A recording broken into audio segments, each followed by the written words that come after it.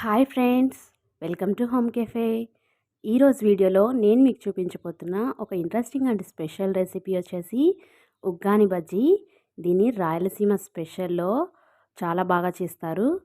అక్కడికి వెళ్ళినప్పుడు అందరి ఇంట్లో మనకి ఇదే స్పెషల్గా చేసి పెడుతూ ఉంటారు. చుట్టాలకు కానీ ఫ్రెండ్స్కి కానీ ఎవరికైనా కూడా. హోటల్స్లో కూడా ఇవే ప్రిపేర్ చేసి పెడుతూ ఉంటారు. అక్కడ ఈ ఉగ్గానిని ఈ బజ్జీ కాంబినేషన్స్తో తింటేనే చాలా బాగుంటుంది. ప్రాసెస్ ఏందో చూసేద్దాం పదండి.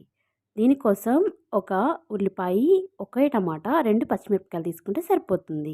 వీటన్నిటిని చిన్న ముక్కలుగా కట్ చేసుకొని పక్కన పెట్టేసుకోవాలి. నెక్స్ట్ ఇంకొక బౌల్ తీసుకొని అందులో ఒక 3 టేబుల్ స్పూన్ వరకు పుట్నాలు తెలుసు కదండి, అవి వేసేసుకోవాలి. ఇదొక్కటే ముందుగా ప్రిపేర్ చేసి పెట్టుకోవాల్సిన పొడి. ఈ పుట్నాలలో ఒక స్పూన్ వరకు కారం, ఒక హాఫ్ టీ స్పూన్ వరకు ఉప్పు వేసుకోవాలి. ఈ మూడింటిని పుట్నాల పప్పు పొడి అంటారు. సో ఒక్కసారి ఈ పుట్నాల పప్పు పొడిని మనం స్టోర్ చేసుకొని ఒక ఎయిర్ కంటైనర్ జార్లో పక్కన పెట్టేసుకుంటే మీరు ఎప్పుడు కావాలంటే అప్పుడు తీసి ఎంత కావాలో క్వాంటిటీకి తగ్గట్టుగా వేసేసుకోవచ్చు. దీన్ని మిక్సీ జార్లో తీసుకొని ఈ విధంగా మెత్తగా ఫైన్ పౌడర్ లాగా చేసుకొని పెట్టుకొని ఎప్పుడైనా యూస్ చేసుకోవచ్చు. సో నేను ఒక పావు కేజీ వరకు మరమరాలు లేదా బొరుగుల్ని తీసుకున్నాను. ఇది ఒక ముగ్గురికైతే సరిపోతుంది క్వాంటిటీలో. దాన్ని బట్టి మీరు ఏ విధంగా తీసుకోవాలో మీరు చూసుకోండి మెజర్మెంట్స్ అనేవి.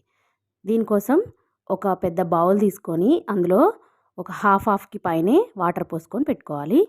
నెక్స్ట్ ఏవైతే తీసుకున్నామో బొరుగులు లేదా మరమరాలు వాటన్నిటినీ ఈ వాటర్లో ఈ విధంగా వీడియోలో చూపిస్తున్నట్లుగా మొత్తం ఒకేసారి వాటర్లో పోసేసుకోవాలి. చూడండి, పోసేసుకొని మొత్తం వాటర్ కూడా ఈ మరమరాలన్నింటికి అబ్జర్వ్ అయ్యేలాగా మనం ఇట్లాగ లోపలికి ప్రెస్ చేస్తూ ఉండాలి. ఈజీగా అవి వాటర్ని అబ్జర్వ్ చేసేసుకొని ఫిల్ అయిపోతూ ఉంటాయి. నెక్స్ట్ తర్వాత చూడండి ఎలా వచ్చిందో, మొత్తం ఫిల్ చేసేసుకున్నాయి కదా వాటర్ అన్నీ కూడా. ఒక 10 నిమిషాల వరకు దీన్ని పక్కన పెట్టేసుకోవాలి. నెక్స్ట్ ఒక 10 మినిట్స్ తర్వాత చూడండి వీడియోలో చూపిస్తున్నట్లు వాటిని వాటర్లో నుంచి ఈ విధంగా గట్టిగా వాటర్ మొత్తం పిండేసి పక్కన బౌల్లో వేసేసుకోవాలి. ఈ విధంగా మొత్తం అదే విధంగా వీడియోలో చూపిస్తున్నట్లుగా వాటర్ మొత్తం పిండేసి బౌల్లోనే వేసేసుకోవాలి. ఇది కొంచెం ముద్దగా ఉంటుంది కాబట్టి చూడండి ఇట్లాగా పొడి పొడిగా ఇట్లా వచ్చేసింది. వాటర్ మొత్తం అబ్జర్వ్ చేసేసి పిండేసిన తర్వాత దీంట్లోనే ఒక హాఫ్ స్పూన్ వరకు సాల్ట్ వేసుకోవాలి. నెక్స్ట్ ఒక హాఫ్ స్పూన్ వరకు పసుపు వేసుకోవాలి. మనం ఇందాక ప్రిపేర్ చేసుకొని పెట్టుకున్న పుట్నాల పొడి ఉంది కదండి, అది ఒక 2 టేబుల్ స్పూన్ వరకు వేసుకుందాం. సో వీటన్నిటిని చేత్తోనే మొత్తం ఈవెన్గా కలిసేటట్టు మొత్తానికి కలిపేసుకోవాలి. ఈజీగా ఒక 10 మినిట్స్లో మనం ప్రిపేర్ చేసేసుకోవచ్చు. ఈ పొడి కనుక ఆల్రెడీ ప్రిపేర్ చేసుకొని పక్కన పెట్టేసుకుంటే ఈజీగా చేసేయచ్చండి ఈ బ్రేక్ఫాస్ట్ రెసిపీని. సో మెయిన్ ప్రాసెస్లోకి వెళ్ళిపోదాం. ముందుగా స్టవ్ వెలిగించుకొని కడాయి పెట్టేసుకొని దాంట్లో ఒక 2 టేబుల్ స్పూన్ వరకు ఆయిల్ వేసేసుకొని అందులో పోపు దినుసులు, ఎండుమిరపకాయలు, ఇందాక కట్ చేసి పెట్టుకున్న ఉల్లిపాయలు, పచ్చిమిరపకాయలు అదే విధంగా ఫ్రై చేసేసుకోవాలి. ఆల్రెడీ ఇందాక అందులో కొంచెం పసుపు వేసుకున్నాం కదా, ఇందులో కూడా కొంచెం వేసుకోవాలి. కొంచెం కరివేపాకు వేసుకున్నాం. ఇవన్నీ కొంచెం ఫ్రై అయిన తర్వాత ఒక కట్ చేసి పెట్టుకున్నాం కదండి టమోటా, అది కూడా యాడ్ చేసేసుకోవాలి. ఈ విధంగా టమోటాస్ అన్నీ కూడా మెత్తగా అయిపోయి కుక్ అయిపోవాలి కాబట్టి మనం ఒక 2 మినిట్స్ వరకు ప్లేట్ పెట్టేసుకుందాం.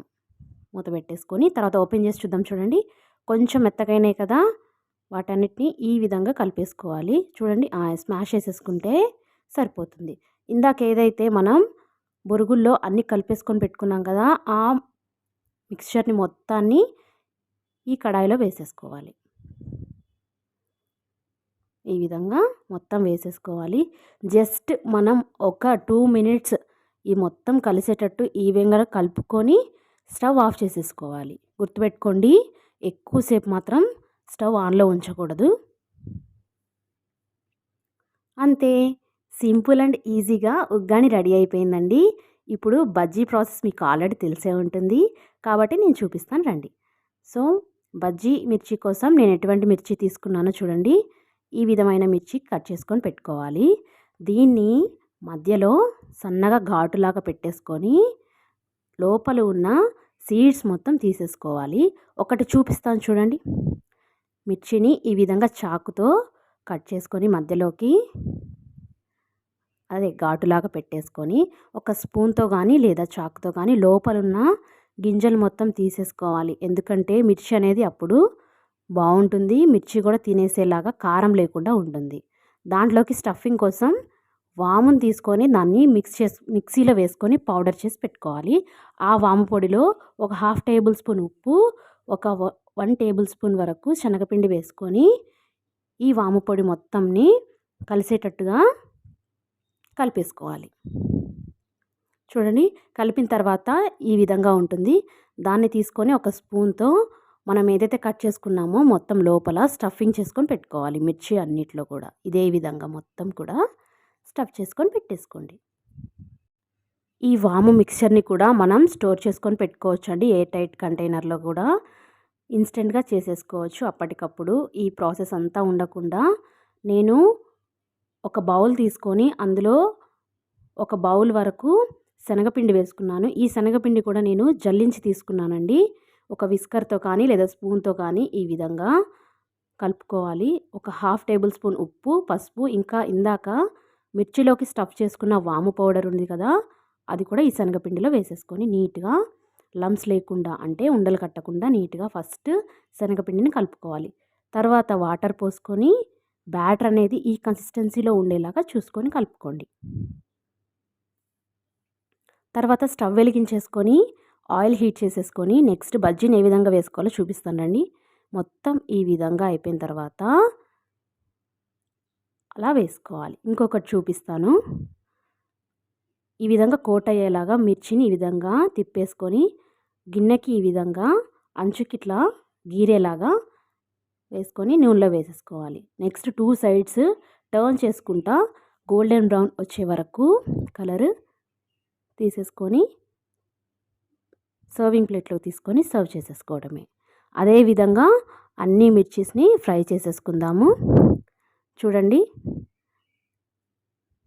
ఈ విధంగా గోల్డెన్ బ్రౌన్ ఇంకొంచెం ఫ్రై అవ్వాలి.